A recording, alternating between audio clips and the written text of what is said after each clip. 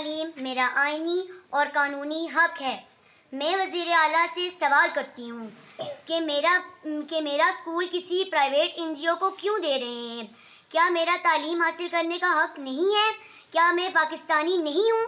وزیر تعلیم رانا سکندر حیات، میں آپ سے سوال کرنا چاہتی ہوں کہ ہمارا اسکول کیوں پرائیویٹ NGOs کو دے رہے ہیں؟ Private NGOs